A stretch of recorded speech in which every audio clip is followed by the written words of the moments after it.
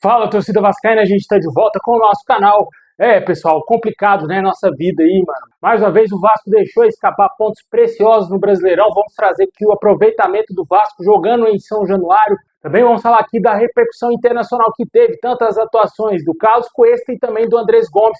E também o Vasco tem que correr contra o tempo aí para tentar contratar mais um primeiro volante. Vamos explicar isso aqui no nosso vídeo. A janela ainda permite que o Vasco contrate jogadores. Vamos explicar tudo isso aqui agora para vocês, mas antes de começar, deixa aquele like, se inscreve, ativa o sininho para você receber os vídeos postados aqui do nosso canal Vamos Vasco. Vai lá também no meu outro canal, meu segundo canal do Vascão, se inscreve lá, o link está aqui na descrição e também nos comentários fixado. A gente quer chegar o mais longe possível lá, rumo a 3.000 inscritos, a gente conseguiu chegar a 2.000, queria agradecer demais a galera que foi lá, se inscreveu mesmo com esse time horroroso que a gente torce, o torcedor ainda continua apaixonado pelo Vasco, né, cara? Muito obrigado aí quem acompanha aqui nossos vídeos diariamente e também se inscreveu lá no meu segundo canal.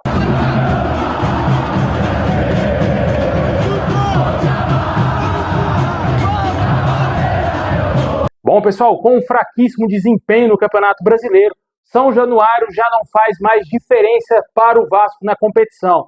O Vasco tem aproximadamente 50% de aproveitamento quando joga em São Januário. Um fator crucial para que esse momento atual do Vasco esteja acontecendo, né? Essa fase tenebrosa que o Vasco está passando. Nem mesmo no nosso Caldeirão o Vasco mais consegue vencer seus jogos. Esse jogo contra o Ceará foi o 8º jogo do Vasco em São Januário na competição. Dos 24 pontos disputados atuando no estádio, o Vasco somou apenas 12 pontos. Um aproveitamento, como eu disse, de 50%.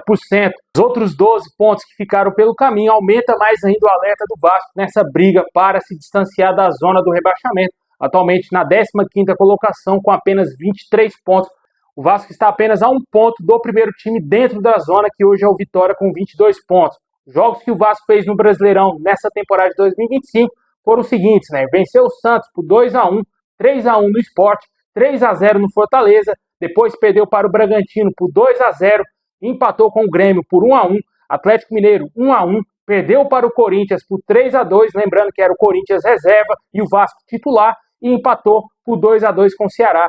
O Vasco, com um jogador a mais, boa parte do segundo tempo, não conseguiu vencer adversários do Grêmio para baixo, adversários acessíveis, que era para o Vasco ter conquistado todas as vitórias. Infelizmente, o Vasco deixou muito a desejar, perdeu pontos preciosos e não conseguiu vencer jogos fáceis, digamos assim, né, dentro do Caldeirão. Um fato curioso é que a maioria desses jogos é após a chegada do Fernando Diniz aí ao Vasco. O Vasco não consegue ter sucesso com o treinador e no comando quando o assunto é jogos em casa.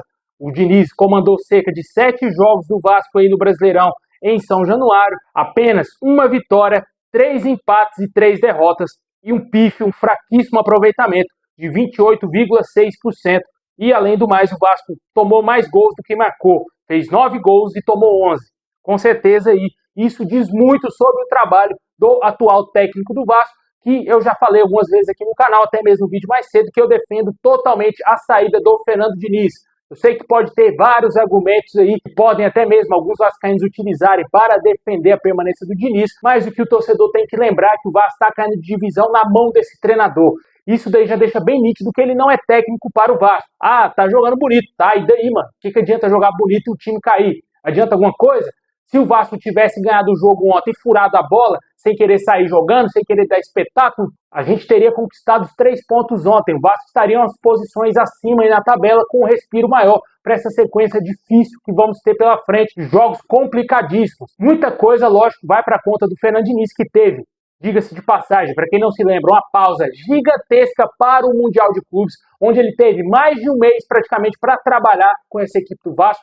Teve pausa para a data FIFA, um monte de coisa, ganhou reforço e nada aconteceu. O Vasco continua do mesmo jeito no Brasileirão. Ele só conseguiu uma classificação aí às semifinais da Copa do Brasil. É uma coisa importante, sim, não tem como negar isso, mas o Paiva também conseguiu isso ano passado. Também é sempre bom lembrar que o Vasco foi eliminado de maneira vexatória na Copa Sul-Americana pelo Independiente Del Valle, depois da pausa para o Super Mundial de Clubes da FIFA, né? O Vasco voltou jogando muito pior do que quando tinha terminado antes de começar o Mundial.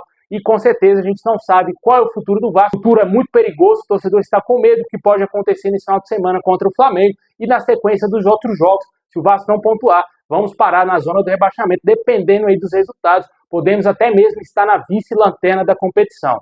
Comenta aí o que você acha desse atual momento fraco do Vasco, fraquíssimo momento do Vasco, quando joga em São Januário. Caldeirão não faz mais a diferença.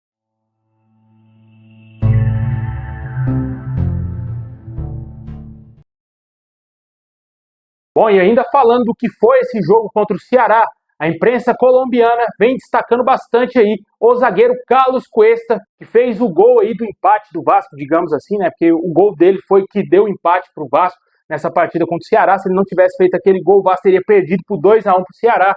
E com certeza ele foi um jogador importante, fez a sua estreia e teve repercussão internacional, já que ele é um jogador da seleção colombiana. E também aí o Andrés Gomes, um jogador colombiano, que já deu 2 assistências em 3 jogos com a camisa do Vasco. É um jogador muito interessante, foi muito insinuante nesse último jogo e o torcedor já está até mesmo pedindo a titularidade dele no lugar do Ryan, que foi muito mal, mas muito mal mesmo nesse último jogo. O Andrés Gomes deu mais mobilidade, velocidade ao ataque vascaíno e é um jogador que pode ser importante ainda nessa temporada. O Carlos Cuesta claramente chega aí para ser o xerifão da zaga, já deverá formar a dupla de zaga no próximo jogo contra o Flamengo, juntamente ali com o Robert Renan. A gente espera que esses 2 jogadores ganhem mais minutos, sejam titulares do time do Vasco, porque são jogadores que podem ajudar bastante e quem sabe ainda disputar a próxima Copa do Mundo, se o Vasco não cair de divisão, né? Porque se cai, esses caras vão embora do Vasco lá em dezembro.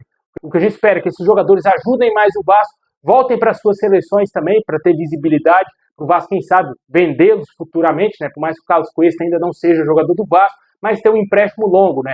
Caso o Galatasaray venda ele, o Vasco vai ganhar alguma grana, por ter uma vitrine aí do atleta. Mas a situação com o Andrés Gomes é muito interessante, porque é um atacante muito jovem, um jogador muito promissor, e a gente espera que esse atleta se desenvolva mais ainda, que ajude o Vasco nesse restante de temporada e nos anos seguintes que ele permanecer aí com a nossa camisa. Aqui no Brasil, os torcedores vascaínos também gostaram bastante da estreia do Carlos Cuesta, com um gol, né? Melhor impossível, só faltou a vitória do Vasco, mas a grande maioria esmagadora concorda com a possibilidade aí do Andrés Gomes ser titular, véio, porque acharam um jogador maravilhoso, um atleta aí que mostrou muita capacidade, como eu disse, já chegou a sua 2ª assistência e esperamos aí que esse atleta continue evoluindo, que seja importante para o Vasco. Já que a gente falou do assunto reforço, né, jogadores que chegaram para agregar o elenco vascaíno, o Vasco ainda pode contratar jogadores. E tá claro, tá nítido para todo mundo que tem que ainda tentar trazer um jogador para a primeira volância ali, para ser o primeiro volante do time do Vasco. O Vasco hoje está com um elenco muito escasso nessa posição devido às lesões do Tietê e do Jair.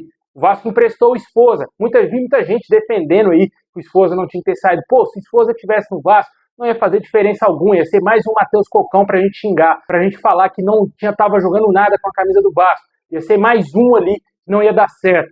Não critico o empréstimo do Sforza, mas sim, agora a diretoria tem condições de tentar trazer mais um primeiro volante para o elenco, nem que seja para compor, porque a janela está aberta para trazer jogadores que estão sem contrato, jogadores sem time e jogadores que estão atuando em divisões inferiores. Não é possível que na Série B não tenha um camisa 5 de qualidade para o Vasco tentar trazer, para pelo menos compor o elenco, porque não dá para utilizar mais o Matheus Cocão. Como eu disse, também podemos trazer jogadores que estão livres no mercado. Certamente, deve ter algum nome interessante aí no mercado dando sopa. O Admar Lopes é um cara muito inteligente. Com certeza, seria capaz de trazer um bom nome para o Vasco a custo zero, o Vasco tendo que arcar somente com os salários do jogador, independentemente da nacionalidade do atleta. O Vasco pode contratar qualquer jogador japonês, estadunidense, jogador europeu, jogador da Arábia Saudita, não importa a nacionalidade. Se o Vasco está precisando de um primeiro volante, o Vasco tem que ir ao mercado contratar, porque não dá para jogar com o Lucas Oliveira improvisado, como o Diniz fez ontem, tampouco com o Nuno Moreira como primeiro volante, e menos ainda com o Coutinho, porque o Diniz fez essas 3 colocações ontem no jogo contra o Ceará. Só quem analisou o jogo percebeu isso dentro do campo, porque ele fez essas 3 loucuras ontem para colocar um primeiro volante, porque não tinha um primeiro volante no elenco. Temos aí jogadores lesionados, o Tietê está sendo preparado para o jogo contra o Flamengo, e se ele machuca de novo? Vai jogar o Cocão? Vai ter que improvisar novamente? Porque temos só o Hugo Moura para a posição, cara. O Hugo Moura é titular, mas precisa ainda de mais um reserva. Não dá, precisa trazer mais um jogador para compor o elenco vascaíno. Na minha opinião, seria necessário contratar mais um camisa 5. Não sei se é da ideia da diretoria contratar mais algum reforço, mas essa é a minha opinião. Eu acredito que de muitos vascaínos também devem concordar comigo, né? Se você acha que o Vasco tem que contratar alguma outra posição, talvez seria interessante trazer um reserva para o Verratti, né? Um camisa 9 reserva, mas acho que a diretoria não planeja fazer esses movimentos no mercado. Mas está aí. A gente espera, quem sabe, a diretoria esteja analisando que precisa contratar mais um volante, Porque essa é a minha análise, cara. Vendo o time do Vasco, o time ainda tem muitos buracos, precisa ainda tentar contratar. Se der para contratar, se dá tempo para contratar, tenta contratar, mano. Porque o time não pode cair, a gente não pode ir para a segunda divisão, não podemos colocar jogadores que estão com nível técnico muito abaixo para jogar em jogos decisivos, como foi o jogo de ontem. E o Matheus Cocão comprometeu a equipe, ele comprometeu o time. Eu sei que o PH também comprometeu um jogador que a gente pede na seleção, mas o Cocão, velho, o erro dele foi muito grave, cara, muito grave. Um erro ali de posicionamento, ele estava muito mal no jogo, muito mal mesmo. Uma partida horrorosa do Cocão. Certamente já não é a primeira vez, muitos jogos o Cocão está muito abaixo nessa temporada, e o Vasco precisa trazer, na minha opinião, mais um volante para compor o elenco. Até agora, até o momento que eu estou gravando esse vídeo, só temos ali à disposição Barros, Hugo Moura e também o Cocão. O Paulinho não é primeiro volante. Temos esses 3 outros jogadores que podem fazer essa função. 2 deles não são primeiro volante, como é o caso do Cocão e também do Barros. Com certeza aí precisa tentar buscar mais um cincão clássico aí no mercado, na minha opinião.